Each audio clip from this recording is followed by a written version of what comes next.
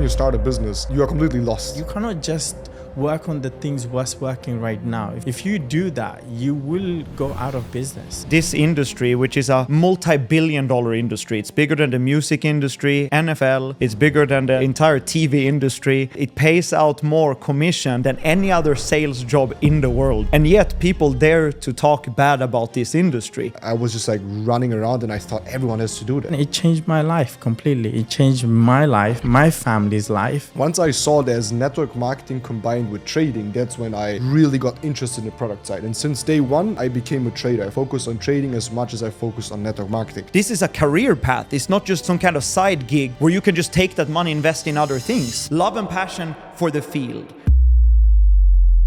Welcome guys to a new podcast episode. This one is going to be a special one. Long time no see. For everyone that doesn't know me, I'm Miguel Vies, and I'm very looking forward for this episode because I invited two very successful, very beautiful, very good-hearted gentlemen. On my right side, we have Moyn Islam, and then we have Max Nilseius, two new partners. Max I already know since some time, but obviously they will introduce themselves. And Moyn I got to know recently since our community decided to partner up for 2025 with a very valuable platform called BBE, Better Experience. And the gentleman to my right side, as I already said, Moyn, he is the CEO and co-founder of this very company. And Max is one of the top leaders at this company that we joined with. And we are in a partnership now. We are ready to provide a lot of value. We have big visions, big goals. But for us, it's important, and especially for me as the host, to introduce you guys to these two gentlemen, because obviously not everyone has the chance to talk to them, ask them questions privately. So we start right away with Moyn to my right side, so he can just introduce himself very quickly, and appreciate it for coming, brother. Awesome. Well, it's my pleasure to be here. It's actually my first podcast, Miguel, so thank you for the opportunity. I'm happy that I'm the first one. Yeah. What can I say? My name is Moyn. I grew up in UK, and we founded B alongside my two other brothers. We founded B. Moved here in Dubai almost 6 years now. 6 years. Before that, I was on and off from UK to Dubai, and finally said, you know what, Dubai is the place to be. Yes, many people have many different reasons why they moved to Dubai. But for me, the number one reason was because I wanted to be part of a country that is hot, which is unusual. Good weather. UK is super cold, as you know. And I don't regret it. So, yeah. Same for me, best decision ever to come here. So on the left side, as I already said, we have Max. Max is a top leader in the industry of network marketing and trading. A newfound brother 3 years ago when I moved to Dubai, he messaged me on Facebook, I still remember Messenger, just randomly. And we connected. And that's also a testament to, first of all, always connect with people. Second of all, be open to approach. And he was the first newfound friendship when I came to Dubai. Obviously, when you come to a new country, you don't know anyone. So we met, and then you introduced me to a lot of things, explained me a lot of things, which I'm very grateful for. And we always kept contact. He always added value to my life with his leadership and knowledge. And that's also why I decided, especially for him, to become our new leader and new partner in this whole endeavor. But yeah, Max, would be nice for you to introduce yourself a little bit, who you are, what you do, and then we jump into the questions. Sure, yeah, it's been incredible couple of years since we connected the first time. And I remember I told my wife when I came home, I met kind of my brother. I said the same. We look kind of the same. We focus on the kind of the same thing when it comes to leadership, and we think very similar about the industry. Even though we've been through many different stories, different companies, we still have that kind of the same mindset. I grew up in Sweden. I'm 32 years old, born 1992. I start to get white hair, but it's mostly because of all of the stress in the... I always say one first line, one new white hair. Yeah.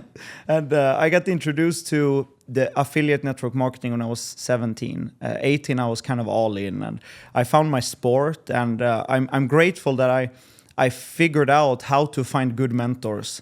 In the beginning, I didn't have mentors. I didn't have uplines that they basically gave me a PDF script and say, call people up and say this. And I was like, yeah, it's onboarding. If that's what I have to do, go out and do it. But then I figured out that I need to find right mentors. And it was not people I was in contact with. It was just people I found online who were the legends in the industry. And I thought, hey, I'm just going to study them and study them and study them. So my years in this industry have not been just a fair, like a dance on roses. It's been a lot of ups and downs, a lot of bad companies, founders with the wrong intentions. So finding B, I mean, I know the founders for now it's about 10 years, and I understood when they wanted to start B, it was because of very different reasons from other companies I've been introduced to in the past. So when people ask me like, why B? Why did you join B? It was not so much about the product back then. It was more that I wanted to be with the right people. I wanted to be in a place where I can sleep well at night and know that I'm doing something good for the customers, really. To cut a very long story short, I love affiliate network marketing. I love to study the legends, to focus on the right things in this industry, which is kind of forgotten today. And I think that's why we also partnered up, because we have this vision of what we want to do for the next, not only 10 years, but what do we want to do when we're in retirement age, you know? Lifetime and generations. Yeah. Yeah. No, I love that. That's perfect. And that's obviously one thing also when I met Max, which I found very, like, he stands out in that, is that he studies the legends, you know? I think one of the easiest things to become very, very successful very fast in any new industry is find out who are or where the best and study them, basically. So most people don't do that. And Max is always on the run to find new books, or not new books, but old books that are not sold anymore, right? He's always on auctions getting the old nuggets, but it's true because that's how all the systems were created for success in this business. Now, Max, you touched on one thing that I want to continue on with Moyn, is that you joined the brothers, especially Moyn. You know them since 10 years, so you know Moyn since 10 years, and you said they have the right vision, the right idea, the right morals. I think B has a extraordinary concept of how it started, right? Because you guys went through the industry. Obviously, I want you to explain to people a little bit, how did you come up with the idea of B? What were some of the struggles? And even before you were in B, already very successful with your brother together in the industry, right? So maybe you can explain a little bit how it led to becoming the CEO and co-founder of B. Awesome. I mean, amazing question, first of all. And first thing about myself is that I love this industry of network marketing, or direct selling, or affiliate network marketing, whatever you want to call it. I believe that this is the only industry that had consistent growth over time, right? I mean, if you look at just last 100 years, a lot of things has changed. And every time things was changing, people like, oh, maybe this is the time this industry is going to go down, right? When internet came about, people said, oh, this is the time maybe direct selling will not be a big thing anymore. But every time we realize that demand of this industry continues to grow, and then social media came about, right? And people said, well, now, you don't really need someone to share a product with you. You can find everything on social media. But then we realized that social media actually took this industry to a whole different level. So this industry is something not going away, right? It's recession-proof. It's war-proof. We see in the world today a lot of things are happening. And regardless of people's situation, we see that people get more attracted to this industry. And for me, growing up in UK alongside my siblings, my mindset was always about getting a good job, because I couldn't even finish my school. So I had to start working when I was 15 years old. I was working in a restaurant full time, and in the morning I used to do newspaper delivery. And it's just crazy. I although it seemed like a lot of work, but to me, I loved to see myself progressing, I still recall those days where initially when I was doing newspaper delivery, I was walking and giving the newspapers. Then I was able to afford to buy a bike. So I was using a bike, and that was amazing, right? But very soon I realized that if I continue to pursue better job, which I did. I changed my circumstances by working really hard, getting promoted. I was still struggling to make the ends meet. And for me, I never compared myself with other people. I always looked at myself to be in a grateful situation. I said, you know what? People are in much bad situation than me. So I have money. I still, can feed myself with the money that I'm earning. Yes, I am barely paying my bills, but I was grateful. And so I never compared with other people, never, right? And that's because I never thought I could be somebody else. I could be someone worth listening to. I could be someone who could inspire a lot of other people. I never saw myself to be that because I thought I was born in a situation and that's who I am, And then network marketing, I came across at the age of 23. I got invited by a friend and I went into a room where there was full of Asian people, like 50, 60 people. And I thought, oh, this is the Asian thing. All the people look like me do this. But I was so excited to see that people like myself who say they didn't have, good education and they were up on stage and they were able to speak in front of a lot of people. And they were showing all the money that you could make. But I never believed it. It was so overwhelming. That's why one of the things, I never liked sharing how much money I'm making. Even as a distributor, I never showed my income to other people because when I started and I saw the big income, like £20,000 a month you can make, it was so overwhelming for me. I felt like I could vomit. That's how overwhelming, because I could never imagine someone could make this sort of money, right?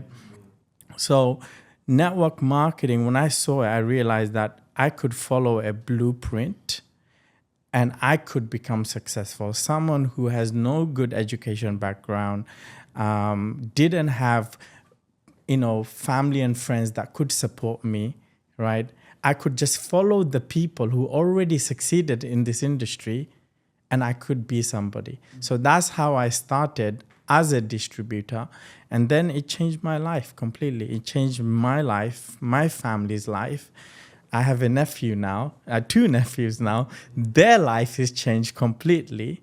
And not only our life, right? We've seen in the process of becoming a distributor, other families' life changed as well. And that's just the first part. I didn't even go to the part how we started B. We do it like that. We switch to Max quickly to his story, and then we come back to yours with basically B. But it's a beautiful story, and I think people need to understand that. No? So for you, same thing. How you already said a little bit on how you started, but I know your story is very, very interesting on how you really got introduced into network marketing. It's a very different approach to what I know because it comes from your parents, right? From your father, for what I know. And then also, how did you start? You told a little bit last time in the team call, the story, you were talking to everyone. You were so hyped about it. And I see myself a lot in that story because I did the same thing. I found out about it and I thought everyone has to do it. I pushed it down and shuffled it down everyone's throat until I understood that's not how it works. But yeah, tell a little bit about that. I think I had... my older sister's husband at the time, he called my father up and you should come to one of these business presentations. And I was working as a carpenter at the time in Sweden. I started to work as a carpenter when I was 15 at different construction sites. I was really not a good kid in school. I just kind of passed the exams and that's it, but nothing more. I was average in sports. I was average in everything, but I always had this mindset of that there must be other things out there. And I think that was my father who always put that into me, that it's always good to have big dreams. If you have ambitions, you gotta go after it. And now I can sometimes remember some of the stuff my dad told me that I paid no attention to back then. So my dad said, we're gonna go and listen to this thing, make online incomes, and he was the mutual fund king of Sweden. He was very well known, like a financial profile, investing in mutual funds. So just by seeing his name, I was like, I gotta go and listen. I think it was 20 or 30 people in a room, small presentation. He was introducing affiliate network marketing, an Austrian company actually. I just stood up like mid-presentation. I was like, sign me up, how do I start? And can you tell me what to do? And it was like, sit down, we talk after. But one thing he did after that meeting was he looked me in my eyes and he said, I believe in you. I can see you have ambition, you will do this. And what I didn't realize was that he was saying that to everyone, but I thought he was talking only to me. So from that day, my father actually said, you sign me up, and then we can start to build together. And that's one thing I learned from my dad, that it's not the kids' responsibility to have a relationship with the parents. It's the parents' responsibility to keep the relationship with the kids. So that was one of my dad's great plans. Like, now we have something we can do together, So we started to build, inviting everyone to my dad's sofa. We even had to change the sofa after 1.5 years, 7 days a week. And it was delusional optimism, really, because I didn't had any uplines or mentors. It was just making these calls saying, I have this great opportunity I think might change your life. It have changed my life from a mindset perspective. And I think if we keep on doing this, look at this career plan, we can build up an income. But it came to a point where I was not invited to parties. I was not invited to dinners. Everyone was just saying Max is doing this thing and nothing is happening. Even going out in the town where I was from, people were looking and pointing at me. If Max calls, don't pick up. And I think that delusional optimism in the beginning, thinking that if you just keep going, things are about to happen without knowing anything really. That's the only skill I truly have possessed throughout these years. Just keep going when things makes no sense. And these first couple of years were not like a great success story, but in many people's eyes, making $2,000 a month at the time was probably quite of a big thing. Yeah. So that's how I started. Yeah. I didn't know your dad started this. I didn't know. That's smart. Wow. Not only first podcast, but new information explored here. I love one thing that you said, and that's delusional optimism. It's like I always said, like, you need to be so irrational in how positive you think that it makes zero sense. And you said it will, like, something like which I always push myself with is like when you start a business, and I think Moyn, you can confirm that, is like you are completely lost. Like you know some steps, you know how the framework is, but all the time you're just completely lost. Yeah. And I always told myself it will all make sense one day, and optimism. I think these are two very big key nuggets. But back to you, Moyn, with the question, like similar to Max, you had to overcome some difficulties. Obviously, growing up, understanding step by step. You told us a little bit about how you understood from being someone that works normal jobs. And one realization I also had big time, seeing my parents work 3 jobs, is like it doesn't solve the problem. Like right. It doesn't, it's not enough. There's still enough days at the end of the day in the month, and not enough money. So you started in the network marketing industry yourself, right? That was like after your normal job, the first step, right? And from there on until B, would nice to be understand how it went all about. I mean, just like any industry, in the beginning, it's all about you creating that success for yourself. And then once you become successful, you realize like, you don't get this, there is no completion, and the only way you can actually find contentment when you see other people succeed. And I tried to obviously leave the industry at one point because yes, there's so many great things about it, but I've also experienced a lot of bad things. And I was thinking, okay, I have money, I have achieved everything beyond my imagination, beyond the dreams that I had when I first started in this industry. So why do I need to be in this industry? I could do other things, and I was doing other things. So I did step away alongside my brother. Like, yeah, we're not gonna do it no more. But there was no contentment like the contentment we had when we were in the industry. Something many people say when they left it. I have never left the industry, but many people so far that I heard left the industry, they always after 1, 2, 3 years, they say, I want to come back. 100%. And they always reminisce about the times when they were in the industry. Nobody regrets. I haven't met people regret being in the industry because you learn so much. And most importantly, you become a person of value and that you can create things that you never able to do. And I've also seen so many crazy stories of people who started in this industry and then they went on to do a lot of other great things. And it's a lot of the times to do with impacting people. Many people like Tony Robbins, he would, vouch for network marketing because a lot of people don't know that he's been in this industry. People like Jim Rohn, all the people from outside of this industry listen to him, call him a mentor, but many people don't realize that he grew up in this industry as well. So for me, it's like I wanted to come back to the industry, but definitely was not intending that we create a company because that was the last thing on our mind. I still remember one of my mentor, he's a part owner. He used to be a part owner of QNet in the early days. And QNet is a multi-billion-dollar network marketing company. And he said, Moyn, I don't wish my worst enemy to own a network marketing company, right? And I took that advice. So never occurred in my mind that we are the right person to create this. But we really wanted to be part of a company that is tech-driven, that is service-based, and founders who are really focused on working on things that's going to be in the future, right? You cannot just work on the things what's working right now. If you do that, you will go out of business. And we've seen that with AI now in the last couple of years. Companies that was doing billions of dollars, they went out of business, right?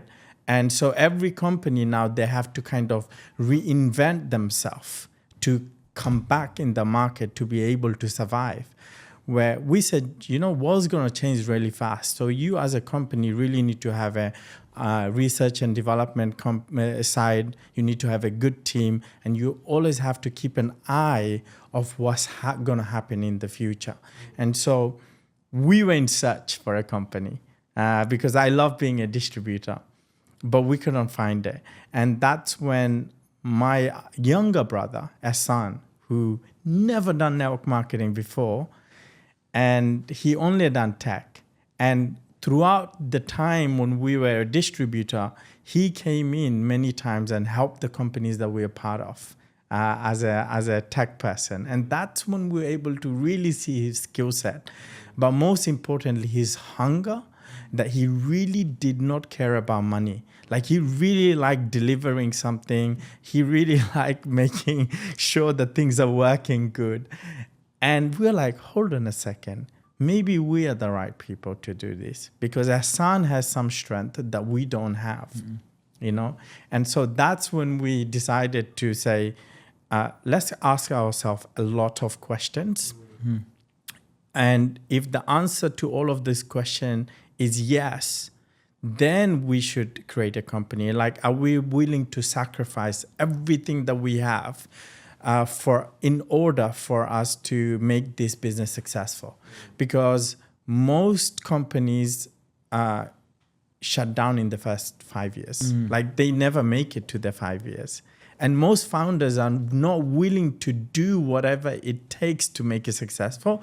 They quit when things become very difficult, right? So we asked ourselves a lot of difficult questions. We ticked all of them. And then we said, you know what? Let's do it. Because why? We want a home for ourselves. We don't want to jump from one company to another company to another company. We want something for ourselves. And I know for a fact a lot of people out there who want something solid. And that's now we are attracting, we attracted Max. He was like, in the beginning, he wasn't so sure. But as he saw that we are delivering what we said, Max came in. And now, Miguel, you come in to be, which is like incredible, right? Because the success that you created in the industry in a short period of time is remarkable.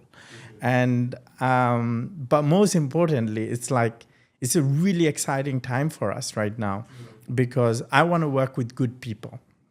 It's not about chasing a lot of revenue, because you can do that with a lot of leaders in the industry once they acquire skill set. But if it's not fun, if it's not people with value and ethics, I don't want to do it. It becomes so stressful. And I'm not going to lie, in B, there has been years where I was like, oh man, this is tough. But, you know, now like we are in such a great place, you know, working with an individual like yourself, with Max, it's just fun, you know, and I get motivated to work harder and harder every single day.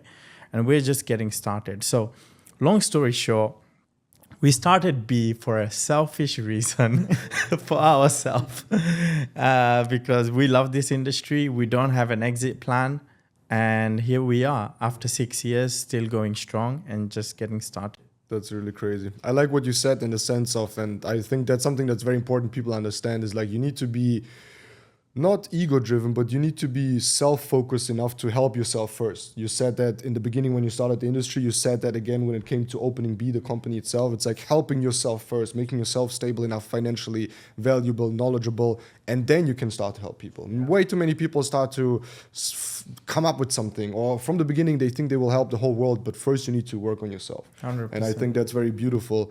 Even though you said it's a selfish reason, but it needs to be one, because if not, you won't make it perfect for yourself. Right. And now it's perfect for yourself. It embodies you guys and you as a CEO and Hassan and what you guys have developed and stuff. And now you see that you have something no one has. Because I think what you said is you were focusing on the value, on the right fundament, instead of many other companies focus on only revenue. So they produce products, they produce compensation plans, they do things based on revenue, not to help themselves first and have a strong infrastructure, a strongly developed product, and from there on then, you know, focus on revenue. So I really, really appreciate it, and obviously also the kind words, and it's an honor to work together with you, obviously with the whole team, the whole family, and with Max and with everyone. Now we have talked a lot about the beginnings, who you guys are, some of the core values, some of how the company was found, how you got into the industry. Now, for someone that listens to this and they feel inspired, but they actually have no idea what this industry is about, how would you explain the industry in general that we work in and how it can help people? And then how would you describe your day-to-day workflow, your job, your business, your whatever, you know, like a job description in that sense? I am, and that's what I do, you know? Maybe Max, you want to go first for the industry, and then maybe you have 2 kids, right? Yeah. What do they say in kindergarten and school when someone asks them what is that he does? Network marketing. Yeah, network marketing. Yeah. We got to be proud. Yeah. Once you understand this industry, you're proud of what you're doing, I believe. Yes, there's a lot of confusion, I would say, about affiliate network marketing. But just like any pond, there's a lot of ugly fishes. There's a lot of bad players in any industry. And a lot of companies portray to be network marketing, but they're not network marketing. It's Ponzi schemes. It's like pyramid games. Some of us learned that the hard way. I put money into things where I thought it was a good thing. And I got to learn the hard way. Some people learn it by objectively looking at something and say, hey, that sounds and look too good to be true, you know. And learning it the hard way have probably been my greatest asset looking back. I learned the fundamental of never put money into something where you're not in control. That's a very easy thing. If someone is telling you about something and you have to deposit money or invest, whatever, it's most definitely a pyramid scheme or something similar. If someone say, buy this token, buy this thing, what I've realized personally is that it's always better to be in control yourself, because there's so much opportunities online. We don't need to put money where we're not in control. So I learned it the hard way. But what would I say about this industry then? How did I grow my confidence in that? This is what I'm going to do for the rest of my life with no exit plan as well. I believe that this industry, which is a multi-billion-dollar industry, it's bigger than the music industry, NFL, it's bigger than the entire TV industry. It pays out more commission than any other sales job in the world, basically. And yet people dare to talk bad about this industry. It's incredible. It's just, this is like an opportunity for anyone, no matter where anyone is coming from, no matter what background you have, diploma or degree, an average person can come in and get mentorship practically for free, where about in other industries, you will have to pay to be in the right circle, right? You can spend, there is clubs out there where you pay $100,000 just to get into the right circle of people. In network marketing, you can literally have a conversation with a multi-million-dollar earner. And I have so many crazy examples of this where I didn't value this back in the day so much.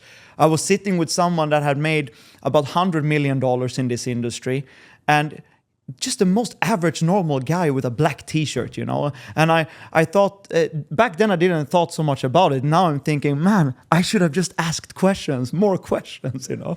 So the fact that an average person can come in and follow the same system as the 7-figure and some even 8-figure earners are still following makes this the most genuine and equal opportunity in the world. And for you, Moyn?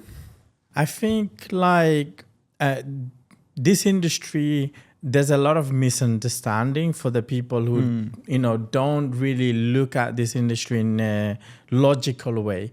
And to me, if you look at affiliate marketing, for example, it's being used by probably 99% of the good companies around the world. Some of the biggest names that you can think of, they are using affiliate marketing. And network marketing is that we have both, right? Especially here in B, we probably pay more as just being an affiliate, right? So you could actually, if you're talking about becoming just an affiliate, just a, you know, 1-level commission, we pay very good, right? When it comes to that, comparing to a lot of other top companies around the world in terms of what we pay. Now, what makes our industry is so more powerful is because you have the leverage, right? You can actually build an organization, you can build a sales team, and you can help them understand how to help them grow themselves, how to get sales, and for that you get paid. And to me, that's what this industry is. You have affiliate, you can just do affiliate if you want, right? Especially here in B, you don't need a startup package. You can sign up for free and refer customers and make some money. Or you can also go to the next step and build a team and have a huge base of customer base and get paid from that. So I think more and more people are definitely learning about this industry and it's becoming bigger than ever before. And I have to say that DSA, Direct Selling Association, or WFDSA, they've been doing an incredible job for the last 60 years, right? Helping educate people, whether it's, you know, government official, how this industry works, whether it's new upcoming countries like Dubai. You know, Dubai is one of those countries who, you know, said, you know what, we want direct selling because they understand that brings a lot of tourism, that brings a lot of value in entrepreneurs who want to get started without a big capital, you know. So I do feel that this industry is misunderstood by a very small amount of people, right? But it is understood by people who are really successful, right? And to me, this industry, like you said, Max, is like, how dare someone talk bad about this industry when this industry creates more success than any other industry, does more revenue than any other industry. And network marketing is just a form of marketing, right? We could do marketing, we could do digital marketing, we could do Google ads. We don't do that. We stick to, you know, helping people develop themselves so they can build a business with our product and services around it. So my goal has been really, what I do now is very different than what I used to do as a distributor, right? And what I do is, what I did, especially last 6 years, focused on compliance, focused on solid foundation when it comes to product and services, where we didn't just launch something and then it goes out of trend. We launched something that we can continuously evolve and improve. And we know that, especially now, we understand the power of our product has a huge demand, 5 years from now on and even 10 years from now on. There's no question about it. So we've really come to a place where we are, leading with the product that people want to use and want to share with other people.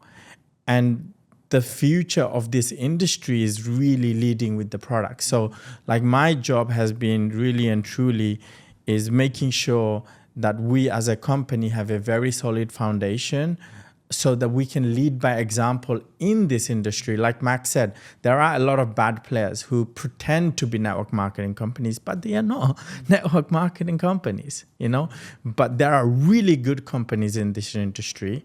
And that's why this industry is loved by so many people. That's why, we had this gig economy rise happen, right? Last 5-10 years. And when you compare now with gig economy with network marketing industry, network marketing still comes to the top, right? So that's what I would say. Always long answer, but I'm sure we can cut. No worries. Cut some things out. No, it's very, very good answers, and people need to understand that. People that come to a podcast and want short answers, they want to be entertained and not educated. So all good. Focus on providing as much value as you are giving, guys. Regarding product focus, that's something I wanted to ask you. Now you already covered it. I just want to add some words to that. Is that I am 8 years now in network marketing with trading. My first company, very similar to you guys, for me was a product company. Didn't understand what it is, how it works, didn't even know it's network marketing. They sold, take the capsules and sell them. That was my onboarding. So that's how I started in network marketing. And then I'm very interested in nutrition, and I think it's a very important thing, and you need to dedicate some time in your life to nutrition and supplements and sport, all of these kind of things, obviously. But for me, it was never the product where I would say I would die for. I would go out with and sell it all the time. And then I saw for the first time there are companies that do network marketing, because until that point I started to understand the concept, how crazy it is. As I said to Max before, I was just running around and I thought everyone has to do that. I thought I found light, or I don't know, a box full of gold. So I told everyone about it. But once I saw there's network marketing combined with trading, that's when I really got interested in the product side. And since day one, I became a trader. I focused on trading as much as I focused on network marketing. Yes, maybe in the beginning I focused more on network marketing just because I knew to make money quicker, I need to do network marketing so I can pay my bills, help my mom, sustain myself, and then have more time to trade and also reinvest into trading. Now, for 8 years, I stick only on network marketing and trading. This is the main two things that I do. And I just want to add to the product side. Once I started to see B and the development in the product, and that's also the reason why Max actually invited me to come see the product, right?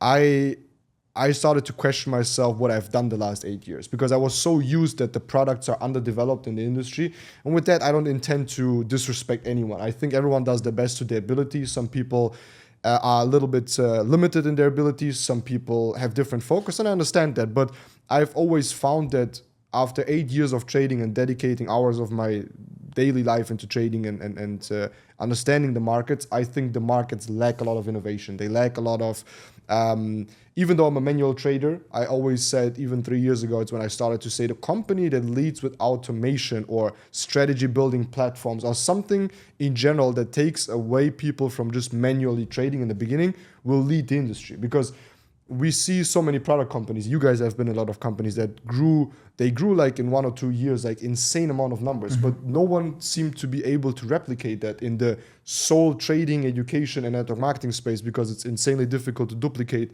with such intense, difficult products, onboarding, creating results, MetaTrader, copying. It's very difficult for people. So duplication has always something been that is very difficult to achieve.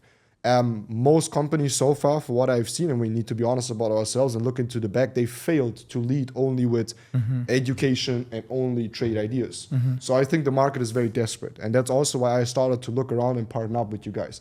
Now, I want you guys to focus on SageMaster, which is like really this, besides many other, like the education is insane, the platform is insane, the infrastructure, the way how people can still take trade ideas, but something that really stands out is SageMaster. So I would like to understand a little bit from Max's side how you use SageMaster on a daily basis for yourself. How do you duplicate it into the team? What is the value that you tell people about? And then on Moyn's side, obviously, then from a corporate standpoint, you continuously want to develop it. It's something that is not just coming and one-time launch and that's it. It's going to be continuously updated, innovated, added. But I also want to know your perspective from corporate side about SageMaster. What do you think? What were the initial thoughts? How did you came about this idea? And also for people to maybe understand how much time it takes to do something like that. I think many people think, oh, it's a website.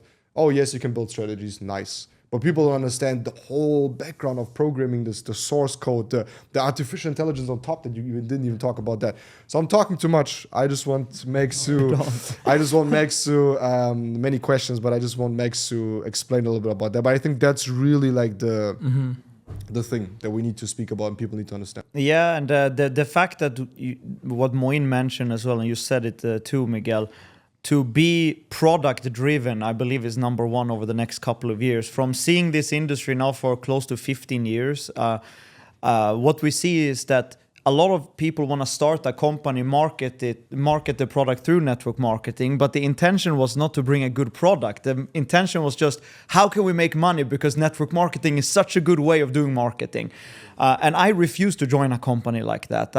I understand from the things I've studied throughout the years, there's got to be a system. That's number one. Both for the product side, there's got to be a system for how people use it, how they get started, how they keep on using the product for many, many years. There has to be a system. We can't just, here's a sample, go and use it and hope that someone will buy the product. And then from of course, affiliate network marketing, which I love, obviously, there has to be a system as well. If there's no system, people are just getting thrown into something and they kind of have to figure it out. So I believe, to explain SageMaster in the best way, we have such a unique product compared to anything that is out there. And there's even companies and people coming and saying, can we white label this, Can we bring it in and we put a different logo and stuff? Because they just can't understand that we've built, that B has built such platform. What is very important to understand that there's two foundations to our product. Not only SageMaster, the number one foundation, the number one pillar is education. Because without education, it doesn't matter if you have the greatest tool in the world, you'll not be able to use it. Same for if you don't have the basic understanding of trading, as that is our kind of fintech education, right? That's what we want to focus on. If you don't have the basic understanding, then why are you even deciding to look at this? You'll lose your money anyway. It's like putting all of your money on red and hope that you win. So the number one pillar with World of Wisdom is that's education. That's where we start, and that's also AI integrated, right? We have these interactive learning paths. Over 30 educators today that also loves our tools and resources. So that's number one. SageMaster, though, is an innovation on its own, and you can't deposit funds and this stuff that I was so afraid of back in the days from my bad mistakes. You don't kind of lock up your money for 1 year in SageMaster. No such thing. There's no management. No entry fees. Yeah, entry fee, management fee, profit split, and this. When it comes to trading, that's a common question on social media I see from a lot of these people that are in bad opportunities. It's like, what is the profit split? And I'm thinking, what kind of question is that? Would you ask a hedge fund manager, what is the profit split in the first conversation you have? No. So it just means that they're very uneducated. How I see SageMaster and how I use it is a way for me to manage all of my strategies that I configure in one interface. And not only can I configure them myself, but I come into a community where I can learn different strategies, which I had no clue about before SageMaster. I've learned about dollar cost averaging strategies, which is also AI integrated. We don't need to go so deep into this stuff now, but it's exciting when you learn it. And the more you learn, the better strategies you can set up and tweak. And then you have everything in just one interface. Another strategy I've learned a lot about is probably the most famous strategy for cryptocurrency for the wealthiest people in the world, which is just balancing your portfolio of tokens. With SageMaster, I can simply create my own basket of tokens. I can balance my portfolio. I can learn from preset basket based on data, where I can then configure this and run it for as long as I want on my own account, of course, because I make my own decisions. The only thing is, I don't need to manually log into my, let's say, Binance or OKX every single week. People don't think about that. This actually really sucks if you have a lot of investments. I mean, people think it from the perspective of, whoa, I have like $1,000 in Bitcoin. It's easy to do it, but wait until you have a big portfolio. Yeah, and once you're learning about diversifying into other blue chip tokens and different Web3 projects, etc., how do you manage that? You can't go to school and you can't have a normal job if that's what you want to do. And AI kind of takes SageMaster AI kind of takes away this stress and that heavy lifting for us. So I manually don't need to go and do that anymore. I set up rebalancing, and my configuration will now be automatically rebalanced as the prices of my baskets goes up and down. This might sound very technical in a kind of like a podcast session like this, but remember as well, I did not know anything about trading when I joined B. I started with the education. I started with demo account, paper trading, to learn the strategies. I've joined the live sessions, of course, to learn more from professional educators. And here I am managing multiple strategies, which I even have family members doing this, because now it's such an easy thing in one interface where you can do such thing. And I think that's what kind of sums it up for me. I could speak hours and hours about this product, by the way, but let's cut it. So very funny how your tone and voice went up when you started to speak about the product. No, all good. About the product, you're so excited. I love that. It's crazy. So you said something that I really like, and that's also in the beginning when we started to speak about this whole new endeavor and idea and how we can provide more value for the team in the future, which was always the main point of all of this. How can we benefit the team? And you said something which is network marketing is about a product that everyone can use, family, friends. That's how it started, right? Back in the times, I would say onboarding is in network marketing, where who do you want to help? Like, who do you want to give a better experience in the future, right? Like, and then obviously you normally start with friends, family, people that trust you. But network marketing kind of became this business where it's like, you have a product, but you definitely don't want to sell it to your friends and family because you're so scared of what they're going to say. You kind of know that the value is actually not good enough, but you still see everyone doing it, so you think it does. And I'm not saying that there's not enough value, but I think for people to see the value in the beginning and for them to be able to really use it in the beginning, there's no such product. Education, yes, is the key for everything always. I would always say if someone comes to me and says, Miguel, I want to be as successful as possible financially, I would always say education is the first thing in yourself, and then into trading, investing, all of these kind of things, and using smart tools and friends and platforms. That's what we do. But I think many people are just like, well, most of them will fail anyways, so let me not speak to people that I actually love because I'm kind of scared and afraid. So really love the point where you can say SageMaster is a product, is a developed tool where people can integrate it with AI, ask questions, ask AI the questions, which is wild, which people don't even think about nowadays. Like, AI is used everywhere. ChatGPT came out, a year ago, 1.5 years ago? First, you start to ask ChatGPT stupid questions. Like, you trying to understand, is this thing really smart? And then now you use it. Now, for me, for example, I use it every day. I cannot without, And now the same thing is going to happen financially. It's just a logical process of how, not even evolution, but step by step it will go. So why not use it in finance? No one offers that. Banks are behind that. Platforms are behind that. In SageMaster, you log in and you ask, for example, could you give me some help on how I would set up the strategy or use the strategy? Then it's going to tell me. So then I put money into the strategy. So you can start very early without being already exposed to 15 different courses and 2 years of education or a couple of months of education, let's say it like that, to understand how trading works and to make results. So I think that's insane. But now from a corporate standpoint, I would like to know, how did the vision of SageMaster start? Was it like something you guys said, okay, for example, just saying, it's like, how can we offer something that no one has? Was it more like, because you said Hassan is like someone that is very, very, and I know him for that, very smart to see technically what people need, you know, like how did you guys came with that idea? How was the process of developing it, and what is your guys' focus on corporate side on this very magical tool, I would even say? I think everything starts off with certain type of mindset in terms of what type of company we wanted to have, right? And what I mean by that is any type of business nowadays, right? The one that will survive the test of time are the one that is product driven.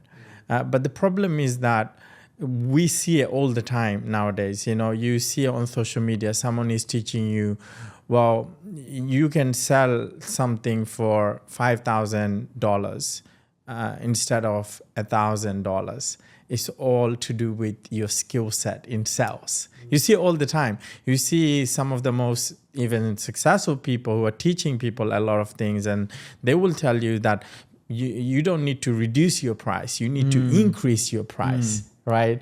And then it works, you know, for a while. It works for a while.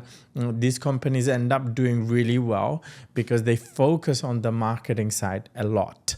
And the companies that actually become household names, they don't start off like this. They don't say, well, let's come up with the biggest marketing tactic on how to sell this. They don't do it like this. They say, well, what kind of product can we create that will truly impact the customers' lives, right?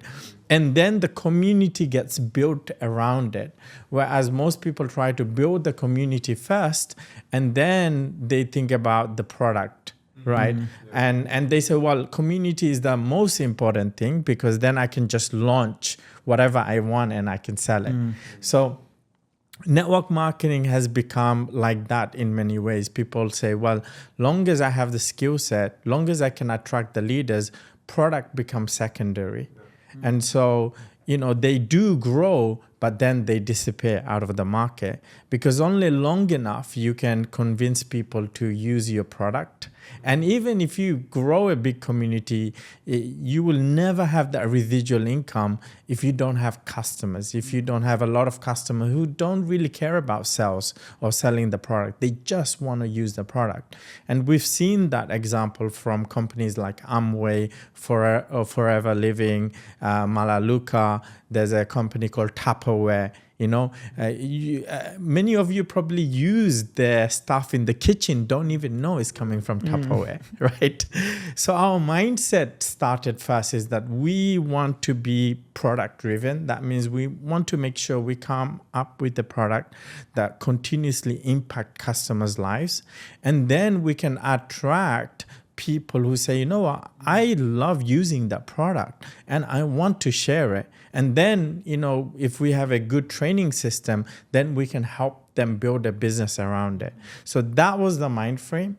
And then we said, okay, which industry are we going to go into, right? And the best industry that we looked at was the financial market because we wanted something that everybody can get behind. Because the challenge is if you come up with, let's just say, a product to do with weight loss, not everybody can feel passionate about it, right? So you're looking for a very specific group of people to get behind that product. We said we want something that everybody could get behind it, right? Everybody can feel part of and not left behind. I see it all the time. People are in a network marketing company, but they really don't care about the product at all. And so then you cannot continuously grow and continuously develop your community. So we said, what is that industry? And we realized money is something that everybody could get behind. Because if you could learn a skill set and make money, you can do the things that you're passionate about. You can, you know, promote a weightless product, no problem, right? Or you can take the best product out there, right? But money is something that everybody wants to. So when we looked at this industry, we realized that it's not simple, right? And our primary goal has been, how can we simplify it, right? How can we simplify process for someone who's completely brand new, never heard of this industry, can come in and use the product? And that's what we managed to do, right, in our first 3 years. But a lot of people don't know, my first presentation in 2018, when we did our leadership, my entire presentation was about AI. So we always had the mindset to be able to integrate AI within our product, because AI is nothing without a solid product that make people's life better, right? So that's what we did. We basically been working on this product for a very long time. And then even when we were ready to launch it, we didn't launch it because we wanted to make sure it's extremely compliant. And that's a very, very important aspect, because there are a lot of fintech companies out there. They need license. Why? Because they are actually offering a financial product. And they have a massive demand. If you look at companies like eToro, they have 25 million users, right? But they're still limited how fast they can grow around the world because of regulation, right? They need to make sure they are licensed in many different countries. Whereas with us, we just offer a software. So we can actually expand in countries much, much quicker. And actually, people get to work with the entities that are regulated. So we wanted to make sure that our platform gives so much control into the hands of the user, where we are just a platform provider, software provider, and the user get to create their things. And it's really incredible to see, like, Max is a product of the product, right? The amount of strategies he's handling is insane, and it's so incredible for me to see, because just like he has his network marketing story, right? It's a long journey. Now he has a story about the product. And like I sometimes listen to some of his Zoom call, and I'm so impressed, because even myself, I don't have the level of story that Max has using the product. And that's it. That's what we do. We don't take credit for the results Max has achieved, because he is really a creator within our platform. Crazy. I love the answer. Good. That's really, really good. I mean, that's what it should be. A company, as you said, as corporate side, should be focused on developing a platform, a product, something where Max, other leaders can create stories with. You know, that inspires other people to pursue success.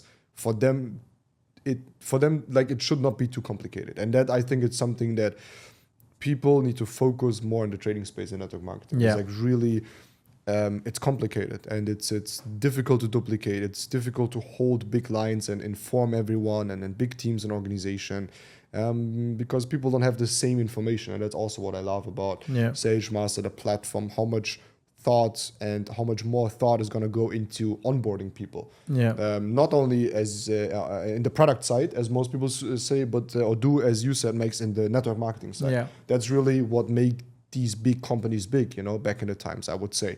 But I want to focus on something else, which I think many people always find insanely interesting, and that is some of the 1, 2, 3, 4 key learnings. You said one before, which is that never put money into a platform where the money disappears from your control, in the sense of you don't have the custody of your money, right? Funny that you're saying that, because I think everyone that starts in trading, investing, that's going to be one of the biggest clicks, you know, like, okay, if you study the industry, if you study companies in trading, investing, and if you trade and invest yourself, then you will understand that basically so far there's no company that ever sustained if it was a company where you needed to take the money and put it into something. I don't know any company where this happened so far, that's sustained so far and is legal 100%. You know, there's so many companies. So that's something people needed to learn, you know, but that's also something that attracts a lot of people, because it's very easy. You give your money away, don't need to learn, don't need to do, no self-accountability. And even if it doesn't work, you have someone to blame, which is the most important thing for people, to blame someone, but not themselves, you know? So that's a very big key learning that I think everyone at one point has and shall have. And now you guys heard it here, you know, so always remember that. Now, what are some more key learnings on your side throughout your career?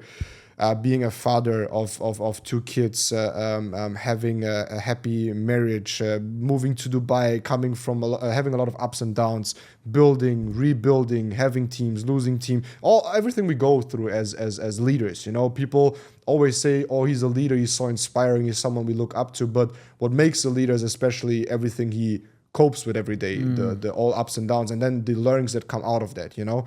So maybe you can share some of your deepest learnings and things that you learned over the last years in this business, and then the same for you, Moyn, because I think it's very interesting for people to understand. Good stuff, yeah. First of all, I'm never late to share the story of how Moyn changed my life, you know, because when I joined B, I had no money. I've lost all of my money in bad companies. I thought I had people I could look up to and listen to, but all they wanted was to kind of control me. That was it. And there was no real values. They were really bad people looking back. But at the time, they were much older, and I kind of looked up to the result they had monetary-wise, but from a value standpoint, they had no life values whatsoever. Sorry for interrupting. I want you to add, how do you know nowadays who is controlling you and who's inspiring you? Like many leaders, many people start in network marketing, right? And they look up to their uplines. They're like, I will forever respect. I think you should always have respect for the person that gave you the opportunity to change your life. And I will forever respect all of my mentors, all of my leaders and everyone. But unfortunately, network marketing did not only become toxic, how people would say on the product side, where the product is not important anymore, but also in leadership, where leaders lead with control, fear, and with negative emotions. And then there's leaders that lead with positive emotions. But how do you know and understand that? Just to add that. I think you only learn how to recognize red flags as you go through them, you know. In the beginning, I remember having people, even mentors, teaching me certain things that I thought at the time were strange. You know, is this really how you should build a business? Is this really how you should duplicate? And I didn't recognize the red flags. You know, I kind of just accepted it. But red flags always shows up in the future by people quitting, by something is happening, and those persons leave your life. So I don't know what else I can share on that topic. I think finding the right mentor is probably the most important thing you'll have to do once you start network marketing. And it's usually not the person that introduced you. Upline, your enroller, and your mentor is two different things, you know. And your mentor doesn't need to be someone either that you speak directly to. It's just someone you know. If I follow this blueprint, this path, this person have what I kind of would like to achieve. This person is living that kind of life. This person have that kind of life values. For me, I'm looking at three things, which I didn't look at getting started in network marketing, but as I came up in this industry, I started to look for different things. What is success is something we need to define. What is success in this industry? Success for me is three things. Monetary is the last thing. You know, the money, that's the last thing. The first thing is that person loyal to the closest people in their life? I want to see that with my eyes, you know, which is usually a wife or a husband, the kids, the closest friends. How close are that mentor with his friends, and how do the people speak about that person? Only by hearing how people speak about the mentor will help you to make a good, wise decision of if that is a good or a bad mentor. Also in general in the industry. Yeah. So that's number one. Loyalty towards its closest family, his or her closest family. And Dexter Yeager said a very smart thing in a book I've read over and over and over again for many years, Dynamic People Skills. He said, if a person can't even be loyal to his own wife, how can he be loyal to the business? How can he be loyal to his commitment? And that red flag will make me smile and wave, but I will take a step back. You know, I can remember this because I've been reading it so many times. And so that's number one. How does that person treat loyalty around him or her? The second thing I see is that person just a coach, or is it a person out there doing it? You know, if a mentor is not picking up your phone call, it's most probably a good thing because they're out there doing it. You see that he's constantly out there doing the basics. He didn't become too big to stop doing what he's supposed to do. He didn't climb that big hill and standing up there like a King Kong saying, look at my team. He walked down the hill and he pick up a new rock and start to push it up the hill again. He can do the basics because it's the passion for the industry that makes him keep on going. You see, when things goes really good for me, and I have many different leaders, the biggest problem is complacency. We become so familiar with success in some way. We take it for granted. It feels so familiar. It feels so natural. Success is not natural. It's not something we chase down like a lion chasing a gazelle and then you have it. No, success is borrowed every day of the week. So once we're finding a mentor, it has to be someone that has passion and love for this industry. One big red flag. Another one is mentors in MLM today showing off all of the other things they want to do when they become successful in MLM. They want to focus on music. They want to focus on trainings. The dream is to become a coach in the future. They talk about the dream is to become a real estate investor. And I'm thinking, dude, you're building your network marketing business. That should be your love and passion, you know? This is a career path. It's not just some kind of side gig where you can just take that money, invest in other things. Love and passion for the field, right? So successful when it comes to relationships, success when it comes to doing the basics, and now some success when it comes to income. That it is also the monetary side of things is something most people look at. Is that person that I'm now listening to and taking the blueprint from someone that people speak good about and he's actually making a good amount of money, but he do good things with the money? For me, that's very important. You have investing into the team, supporting. Correct, and not just buying a diamond, iced out Rolex watch. The first thing he does just to show the team, look, I'm a big leader. So, and those are things you kind of figure out as you go along about this journey, and you decide to not quit. So these are some of the things I believe I've picked up throughout the years, and it comes down to how do you define success, you know? And these are kind of my 3 key things I look for when it comes to what is success for myself. And it's the exact same thing I look for in a mentor, you know? Because otherwise I wouldn't listen to that person. Mm-hmm. I love that. And for you, Moyn, what would be your main, turning points, key points you have learned in the industry, but also being a CEO of a leading company in the space? Now a lot of learnings are gonna come. He's ready. You know that GIF, Jim Carrey. Well, for me, I think one of the biggest thing I realize is that network marketing, when you're dealing with a lot of people, especially in the field, most people need to really work on themselves, right? Like, I needed to work on myself a lot. And what I mean by that is that this value, self-value, like feeling like you're not good enough. And a lot of people actually need to work on that. And I think like this is, for you as a leader, that requires a lot of energy for you to deal with, right? To help someone see that they can become somebody, right? Because a lot of the times they don't succeed is because they don't believe in themselves, right? And when it comes to, and I love that aspect of it. And when you go on that mode as a leader, it's like, it's more emotion, right? Because you're dealing with people's emotion a lot, right? Making them understand, making them visualize, see a lot of these things. When you go to corporate, it's more logic, right? It's like your brain has to function on a very logical point, like 99% of the times, right? And that is what I found it really difficult in the beginning. And I was trying to do both. And I found it really difficult to do that. And there was one point where I said, you know what, I will just focus on the corporate. And that's the best thing I've done, because I was going from emotion to logic, and your brain cannot operate on this at the same time. You'll exhaust yourself. And that's why I say this too, because we have a lot of traders as well, right? If you're trying to do both at the same time, especially in the beginning, you can find it exhausting. So you need to find that balance.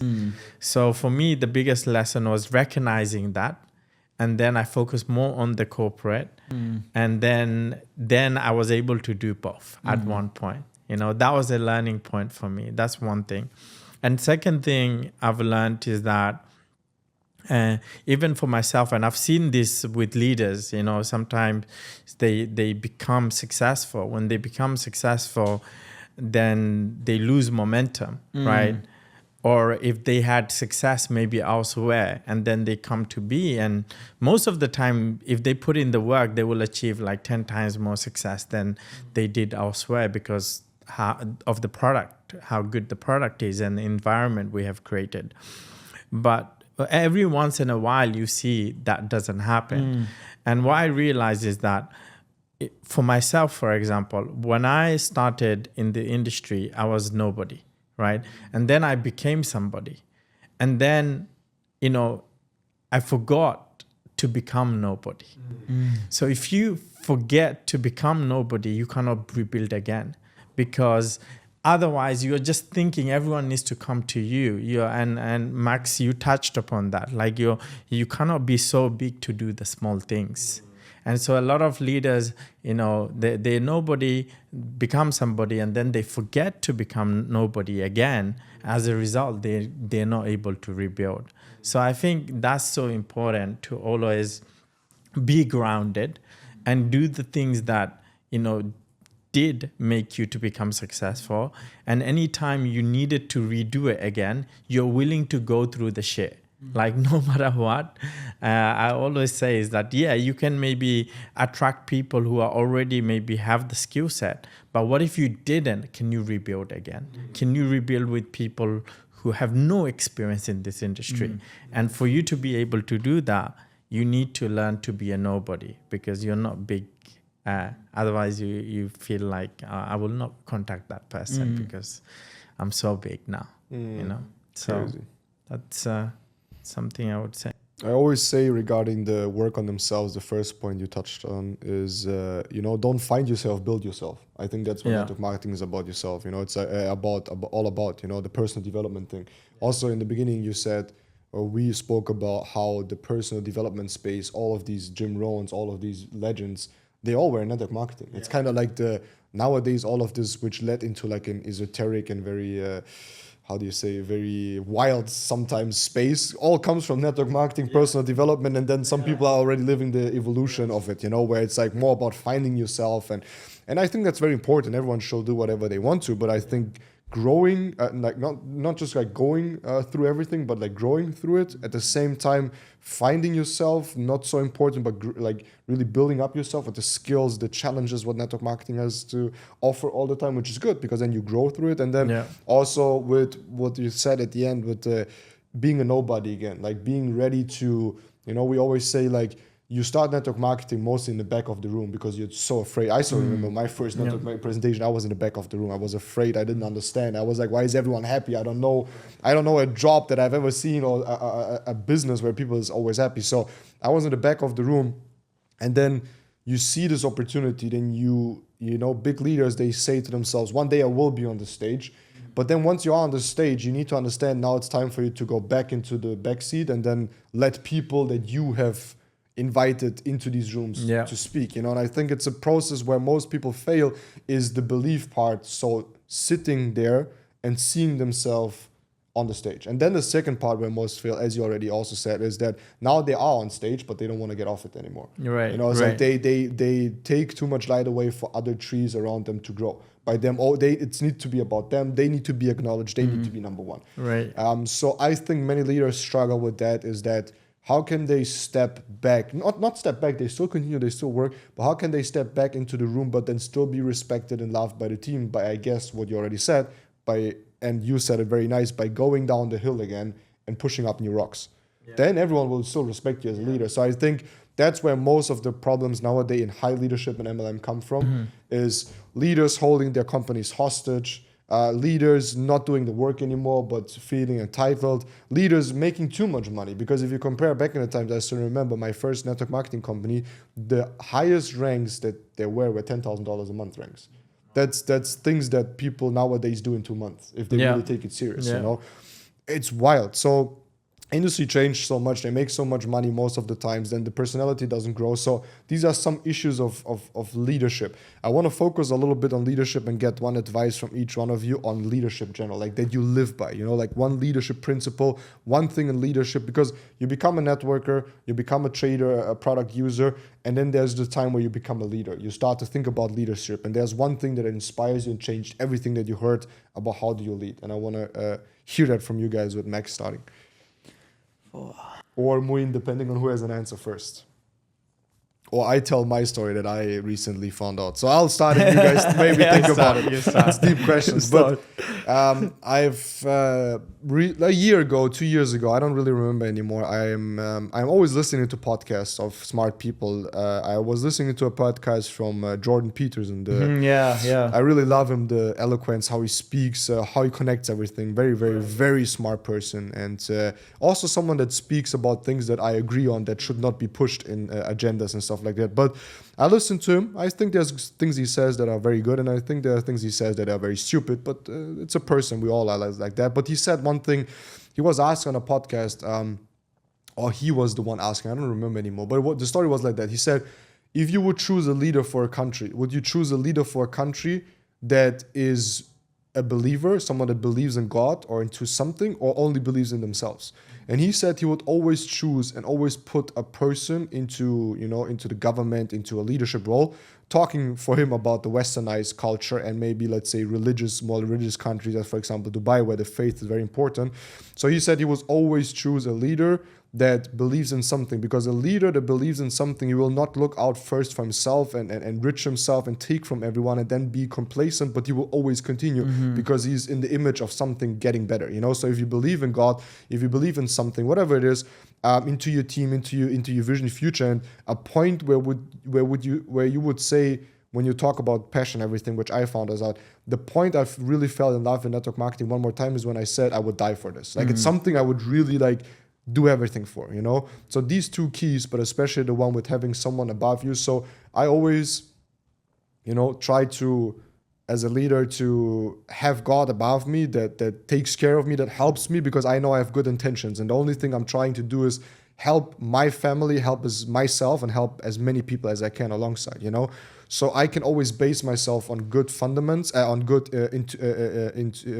I can base myself always on good ideas on what I want to do, good intentions, and therefore have someone above me that helps me and believes, and I will not get complacent because I'm doing it in image of someone.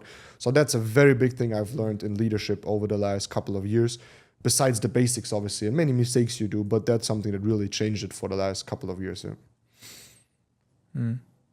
I've been using that in some of my Zoom calls as well. I love that. It's really good. From you, I heard you speak about it. I was like, Miguel said this. Yeah. It's really powerful. Yeah, it makes sense, because if there has to be something bigger than yourself, otherwise, at some point, you cannot be purpose driven. And purpose driven is usually something bigger than yourself. Like that drives you to continue to do better.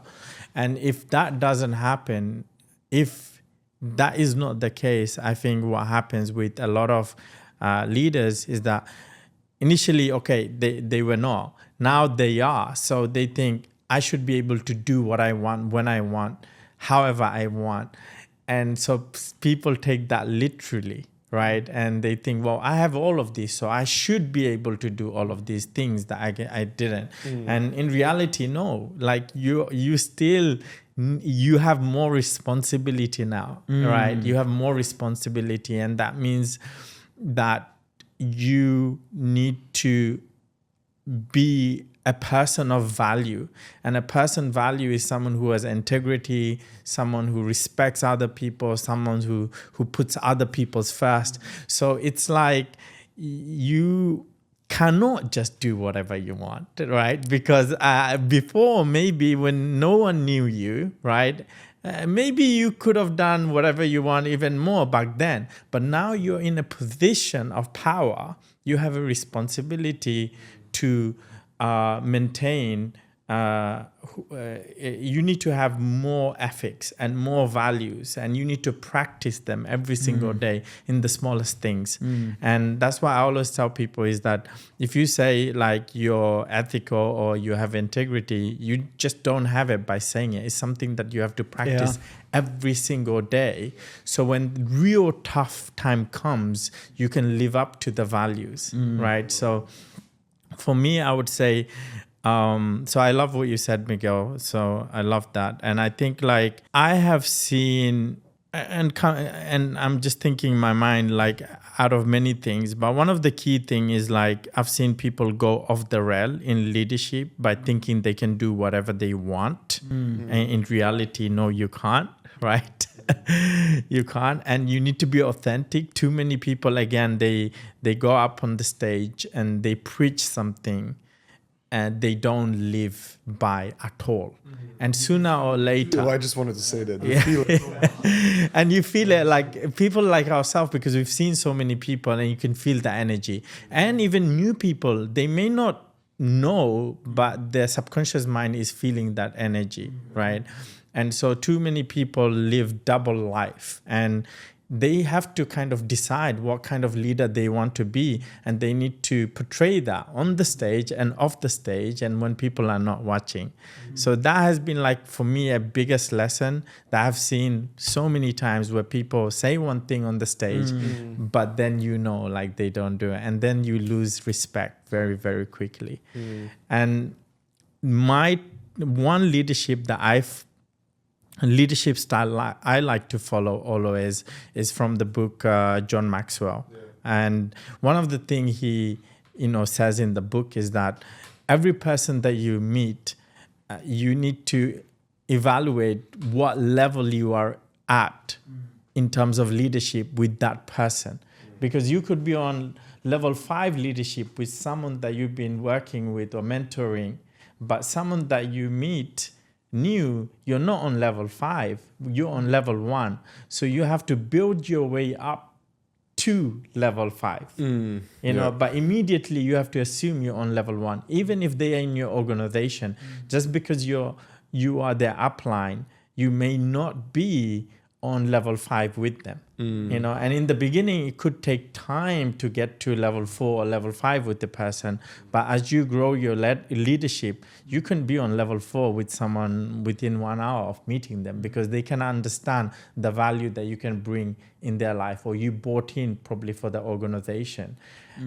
So that's something that I always think about myself, is that just because I have a title doesn't mean I can demand respect. It's something that I have to gain with that person. Yeah, way too many times, beautifully said, way too many times people think respect is something that comes from like a group of people, right? And when you are in network marketing, it can get to your head very fast that you think like everyone has to respect you, everyone sees you the same way, everyone should see you for what you have done, and everyone should have instant respect. But the respect comes from both sides, and as you said, it's beautifully explained in levels. It's like this example of, I don't know where I read it, maybe even in the same book. Way too many times I forget where these things come from, but I remember the learnings. There was this one example of a stepfather then trying to teach, the kid basically, and he then said, look, yes, he's my stepfather, he's older than me, but I don't respect him because he did not gain the respect yet, So I think many fights, and not only in business, but in family life, happen because you think just because you're in a certain position, because you have a certain title, because you have done things for other people, that this automatically transfers and to other people, which is not. You always need to focus on the core values, being a authentic person, because then they feel the energy, and once they see how much value you provide, then the respect increases. Yesterday, for example, I met a person for a business, and he introduced himself very normally, didn't brag about himself, didn't speak about himself. Very soon I understood he's very knowledgeable, he's very intelligent, and then at the end, when we were leaving, he started to tell me like who he is. And he said like he degree in Harvard, 5 other degrees, advisor for this government and for this country, politically. And I'm like, wow, but you felt through the whole conversation that this is someone that I have to respect because he has so much value, so much knowledge, So I would always hope for people that listen to this. And I think it's also something which represents the vision and the idea of B, and also how we both lead is we want people that think of respect and success as an ongoing process of really changing people's lives. Because if corporate does it with products, as we have in B, SageMaster and so on, if leaders do it as we constantly teaching the right values, and explaining people from our mistakes, because we all make mistakes and we need to explain people. And if they truly listen to it, it will change people's life forever. And combining all of these beautiful things, So I really, really love what we have heard today. I've been taking notes, as you guys have seen, and I hope everyone here has taken notes. But I want to finish this off for this episode. I think we will have many, many more and update people, because this is going very well. I love it. But I want to hear from you guys, your vision and idea of the future, what you are focused on. And maybe if you want to, because I always find it very interesting, maybe you want to talk a little bit about something that happened recently that you are thinking about. Maybe something you're battling with, maybe something you have learned recently that you just say, wow, this is wild, I've seen something. Or maybe something dark that you haven't shared with anyone, but you're comfortable with sharing what you are combating right now. Because I think many times people look at Moyn as the CEO and co-founder who he is, right? And for you as a leader and me as a leader, and they think like, wow, they're so perfect. Everything is so easy. They how they speak, how they lead. It's so like, we make it look easy because that's our job, right? That's the level of why we are paid for what we are paid and why we are successful, why people look up to us, is like because we make it look easy, but it's not. So maybe you want to share something like that. Vision, something you are focused on positively, or something you're combating right now that people can have a learning from and value, because I think we are best to teach about what we're currently battling and thinking about. Good. That's crazy good questions. Wow. And it's not staged, by the way. But we got this question, from one of our Zoom calls lately. There was someone texting in the chat saying, what has been, how do you regain energy? That was the question, yeah? How you don't know, because I answered in German and you in English, but you answer completely different. Really? And that's what I love. It's crazy. Yeah. So how do you regain energy when you're building so hard, spending so much time in the business? Some days you have 14-hour days, but it's not work. It's like you love what you do. And I had to think about the question before I answered, but I said this industry, my work, my craft, has so much to do with my vision that I don't need to regain energy. I gain energy from building this business. And we all can probably remember that as building this business. When you're doing late night Zoom calls, 1 a.m. or 2 a.m., if you have to, it's very hard to go to sleep because of the energy you have. The call, the meeting gave you energy. So it's so hard to kind of, you have to read a book and relax kind of. Yeah. And I think, again, that's the highest pivotal point, the highest point of leadership is when you can be humble enough to study 7 days a week.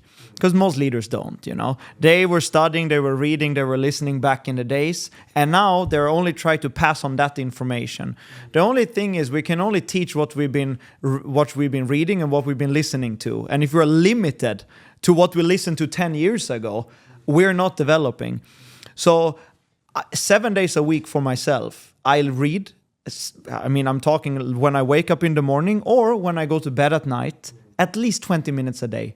And usually it's the same books over and over and over and over and over again. I listened to one of the old tapes, from the Amway days, Dexter Yeager, 1964. I think it was in 1979, he said on a convention, I've only been in Amway with Birdie for 15 years.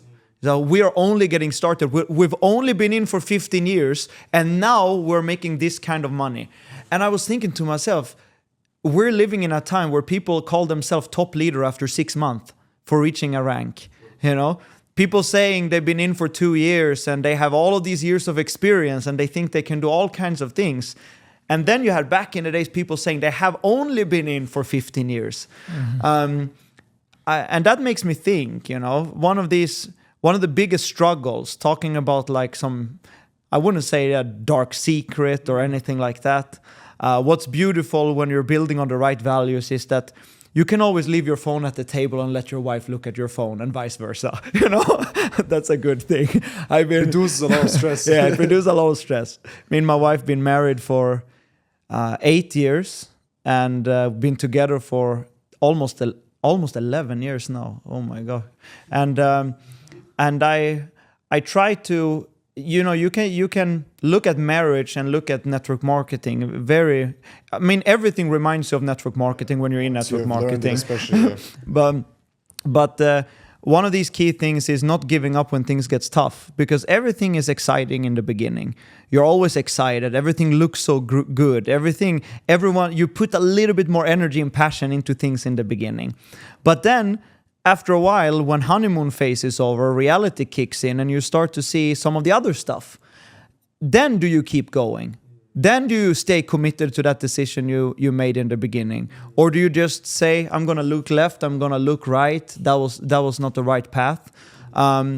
Keep going when things makes no sense is probably the strongest skill set that you can acquire in network marketing, because things will be confusing.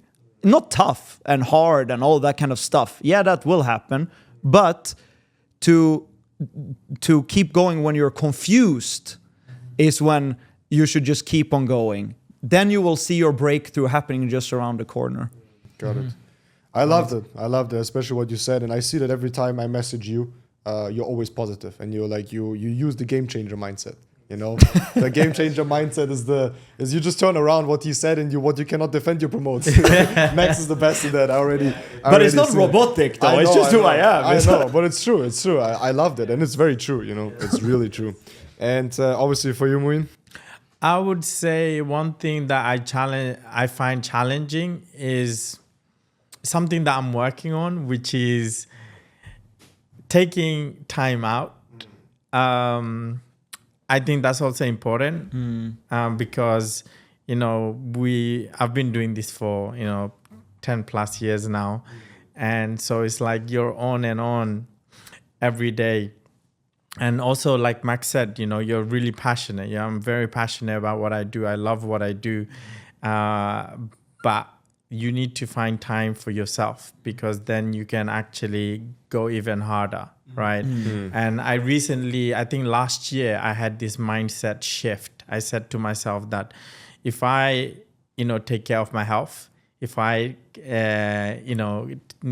take some time for myself, if I do that, it makes other people's lives better. Because if I have a really good energy and if I'm more grateful, if I'm more positive, then other people's life will be better. Because when you're in a position of responsible for so many people, you're dealing with so many people, you got to be your best self. And the only way you can do that is sometimes taking time for yourself, going to the gym. Recently I have a coach that I jump on a call with every other month, right? And one of the goals he gave me was that after 10 p.m. no phones.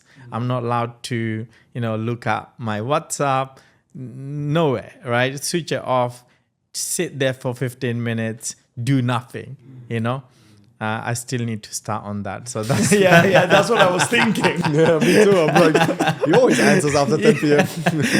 This is my goal for 2025. So no messages to Moyn after 10 p.m. It's our responsibility. We have a blockage, blocked. Well, gentlemen, that was an amazing 1.5 hours, I think, or even more. I really appreciate you guys for coming. I don't see it as something that is normal. We have just recently, especially corporate side and Moyn, we just have recently, gained this new partnership, friendship, and I hope this to be the true change for the people, because that's the most important thing for me, is for the whole community. And I know it is. That's why we took this decision. And I know that we are very fit to do that. So I'm looking forward for a great future, a very impactful one, a one where we learn a lot and we combat all the difficulties. And we really bring back the old values, the old teachings, and the old systems in network marketing that made people not only successful, but made people better people. And with that being said, appreciate it and see you in the next one.